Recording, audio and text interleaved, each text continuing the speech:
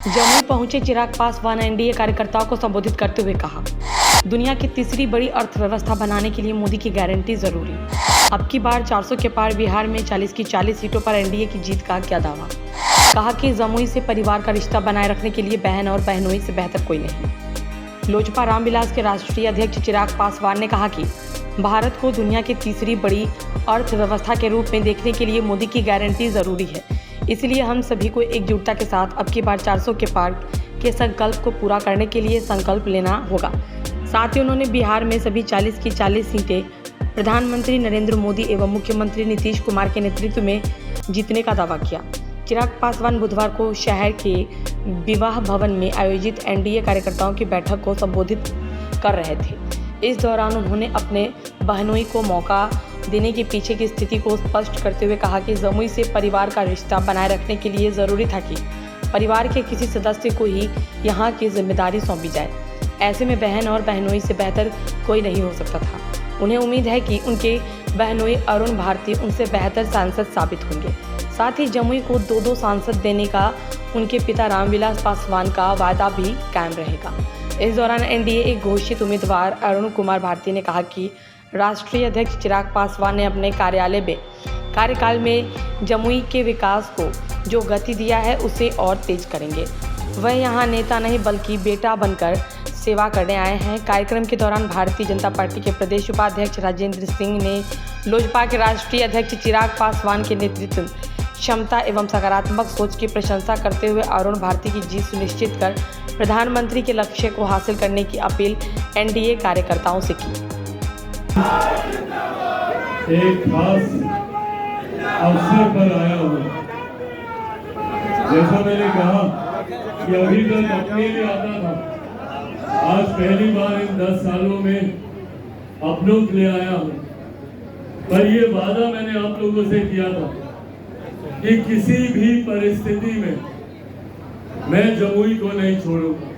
ये वादा मैंने आप लोगों से किया था कि जमुई में एक युवा बनकर आया था, बुजुर्ग बनकर ही जाऊंगा और इस वादे को पूरा करूंगा। और यही सबसे बड़ा कारण रहा। आज मैं अपने परिवार के सदस्य, अपने जीजा जी को लेकर आया हूं। अगर मैं पार्टी के किसी भी और सदस्य को लाता, कोई भी और नेता होता, तो वो संभवतः नेता ही रहता। पर मेरे परिवार का होने के नाते ये चिराग पासवान की तरह ही एक नेता बनकर नहीं, आपका बेटा बनकर काम करेंगे, इसकी गारंटी मैं देता हूं। इसका विश्वास मैं आप लोगों को दिलाता हूं। और इनसे जो मेरा रिश्ता है, वो रिश्ता इस बात को और पुख्ता करता है कि जितनी उपस्थिति इनकी जमुई में रहेगी, उतनी ही हाजिरी चिराग पासवान की भी आप लोगों को रहेगी। साथियों, यकीनन ये मेरे लिए एक कठिन फैसला था। इस निर्णय पर पहुंचना आसान नहीं था।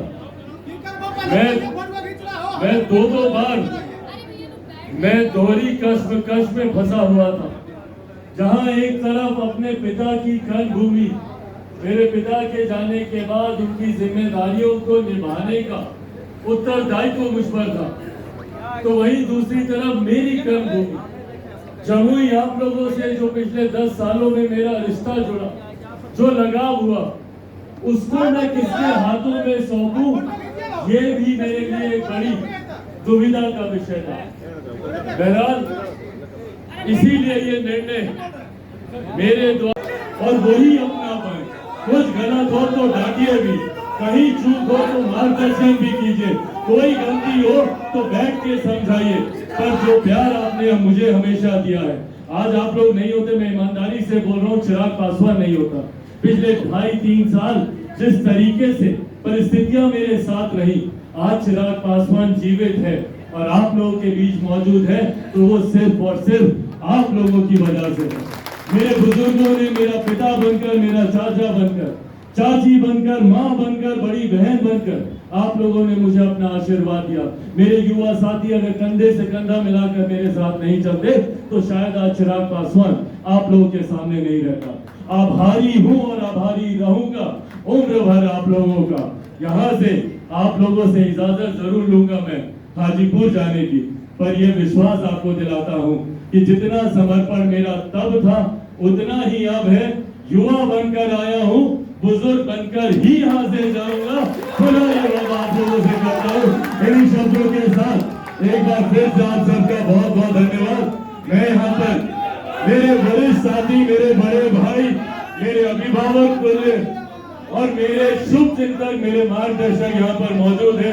मैं हमारे साथी आदरणीय राजेंद्र सिंह जी का जो भाजपा के उपाध्यक्ष है उनका धन्यवाद करूंगा। आदरणीय मेरे भाई ललन मंडल जी का जो कि प्रदेश में महामंत्री है भारतीय जनता पार्टी, उनका धन्यवाद करूंगा।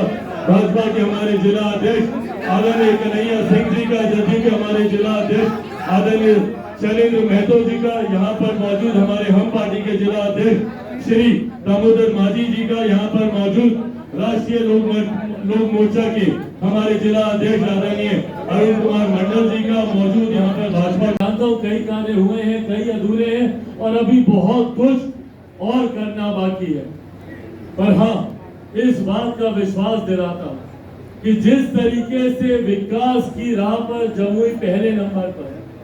मुझे याद है 2014 में जब मैं आया था तो उस वक्त नीति आयोग की रिपोर्ट में हम लोग 99 पायदान पर थे। उसके बाद 2019 में जब आप लोगों के बीच आया तो 99 पायदान से हम लोग आकांक्षी जिले देश भर के जितने हैं वो किस गति से विकास कर रहे हैं, उस गति में हम लोग 9वें पायदान पर आए। और आज गर्व होता है मुझे ये कहने पर कि 2019 से 2024 आते आते अभी महीना भर पहले जो नीति आयोग की रिपोर्ट आई है उसमें देश भर के आकांक्षी जिलों में जमुई पहले नंबर पर है। इस गति से जमुई विकास के कार्यों में आगे बढ़ा। रेलवे परियोजना की बात हो 3000 करोड़ की, या यहाँ पर केंद्रीय विद्यालय खोलने की बात हो, या देश भर में जब हमारे प्रधानमंत्री ने मात्र 5 मेडिकल कॉलेज देने की बात की, उन 5 मेडिकल कॉलेज में से एक मेडिकल कॉलेज हमारे जमुई में खुलने जा रहा है। ये तमाम ऐसे कार्य हैं जो हमारे क्षेत्र की अर्थव्यवस्था को धीरे धीरे बढ़ाने का काम कर। पर मैं अभी भी जानता हूँ कई ऐसे कार्य हैं जिनको करना बाकी है और उन्हीं कार्यों को मैं खुद अपनी देखरेख में, अपने संरक्षण में पूरा कर सकूं। विधि व्यवस्था वैसी ही बनी रहे जैसी हमारे समय में थी। ऐसे में जरूरी था कि कोई परिवार का सदस्य यहाँ पर आए, और ऐसे में जब ये जिक्र मैंने हमारे जीजा जी से किया, अपनी बहन से भी किया, पर हमारी बहन थोड़ा हिचकिचाती है सार्वजनिक मंचों पर आने से। ऐसे में ये फैसला लिया गया कि यहाँ से आने वाले दिनों में, और मैं इसके लिए मैं धन्यवाद दूंगा हमारे प्रधानमंत्री आदरणीय नरेंद्र मोदी जी का, मैं धन्यवाद दूंगा हमारे मुख्यमंत्री आदरणीय नीतीश कुमार जी का, हमारे पूर्व मुख्यमंत्री आदरणीय जीतन राम मांझी जी का, हमारे साथी वरिष्ठ नेता आदरणीय उपेंद्र कुशवाहा जी का। जिस तरीके से सबका आशीर्वाद हम लोगों को मिला इस गठबंधन में, जिस तरीके से जमुई लोकसभा को लेकर कहीं कोई विवाद नहीं था। और ये पुनः मैं दोहराता हूँ, शुरू में भी मैंने कहा था, ये भ्रम फैलाया जाता था कि भैया चिराग पासवान जमुई छोड़ रहे हैं, जमुई से जाएंगे। संभव ही नहीं है मेरे लिए, जमुई को छोड़कर जाना मेरे लिए कतई संभव नहीं। ये रिश्ता एक नेता, एक सांसद का नहीं है, ये रिश्ता माँ बाप और बच्चे का है, ये रिश्ता भाई का है, ये रिश्ता अपनों का है। और ये एक ऐसा अटूट रिश्ता है, ये एक ऐसा अटूट रिश्ता है जिसको दुनिया की कोई ताकत नहीं तोड़ सकती। और पुनः गठबंधन ने इस बात पर विश्वास किया कि लोक जनशक्ति पार्टी रामविलास ही इस रिश्ते को खूबसूरती से और आगे लेकर जा सकती है। साथियों, आज जब हम लोग चुनाव की दहलीज पर हैं, हमारे प्रधानमंत्री जी ने हम सबको 400 सीटों का लक्ष्य हम तमाम एनडीए के घटक दलों को दिया है कि हम लोग को 400 सीटें जीतकर प्रधानमंत्री जी की झोली में देनी है, जिसमें अति महत्वपूर्ण बिहार की 40 सीटें हैं। और आज यहाँ से एनडीए गठबंधन का हर एक कार्यकर्ता, हर एक नेता ये संकल्प लेकर जाए कि बिहार की 40 सीटें हम लोग जिताकर हमारे प्रधानमंत्री जी को तीसरी बार देश का प्रधानमंत्री हम लोग बनाने का काम करेंगे। मोदी की गारंटी है कि ये अर्थव्यवस्था तीसरे पायदान पर आ जाएगी। ये हमारे देश की ताकत है, जिसका नेतृत्व हमारे प्रधानमंत्री का।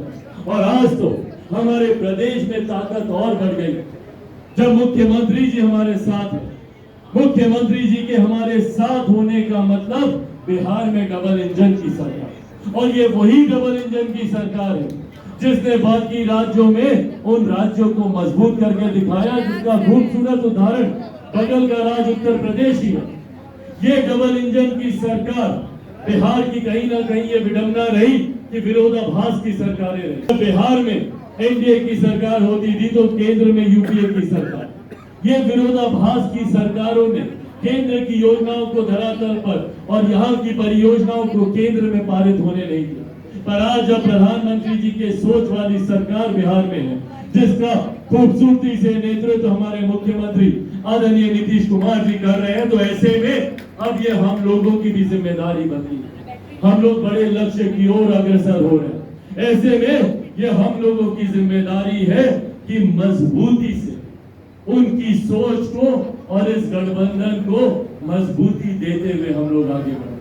तमाम विषयों को एक तरफ रखते हुए हर एक घटक दल को एक साथ आना होगा। हर किसी को एक साथ जोड़कर एक ही लक्ष्य की ओर अपने ध्यान को केंद्रित करना होगा।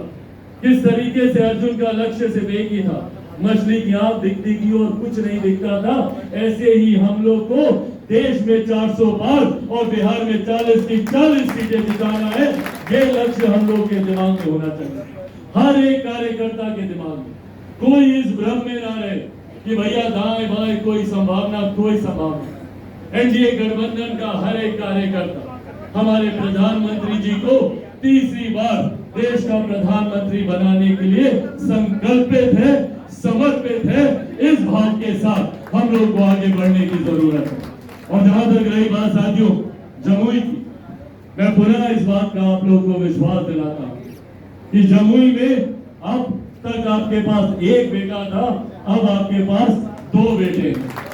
और ये दोनों बेटे एक साथ मिलकर आने वाले दिनों में जितनी और समस्याएं हैं, जितने और विषय हैं, उसको भी हम लोग सुलझाने का हम लोग कार्य करेंगे। और जो वादा मेरे पिता ने 2014 में किया था, आज उस वादे को याद करके मैं भावुक भी होता हूँ। उन्होंने उस वक्त वो ऐसे ही मेरा हाथ पकड़कर मुझे जमुई लेकर आए थे, और उस वक्त उन्होंने आप लोगों से मेरे भी आशीर्वाद मांगा था, ये कहते हुए कि आप एक नहीं 2 सांसद यहाँ से जिताकर भेजेंगे। आज जब मेरे पिता इस दुनिया में नहीं है, कहते हैं पिता के जाने के बाद बेटा पिता के स्थान पर आ जाता है। मैं कब इतना बड़ा हो गया कि मैं उनका स्थान ले पाऊं, मुझे खुद ही पता नहीं चला। पर आज जब वो इस दुनिया में नहीं है, आज उन्हीं की भूमिका निभाते हुए ये उम्र में, रिश्ते में, दोनों में मुझसे बड़े हैं। पर हाँ, राजनीति में मैं थोड़ा सा इनसे आगे हूँ। तो ऐसे ही आज इनका हाथ पकड़कर आप लोगों के बीच आया हूँ, और सिर्फ ये विनम्र आग्रह करने आया, जो प्यार आप लोगों ने मुझे दिया वही प्यार आप इनको दीजिएगा। और ये गारंटी मैं लेता हूँ, मुझसे बेहतर बेटा बनकर ये दिखाएंगे, मुझसे बेहतर सांसद ये बनकर दिखाएंगे। ये विश्वास मैं आप लोगों को दिलाता हूँ। बस आप लोग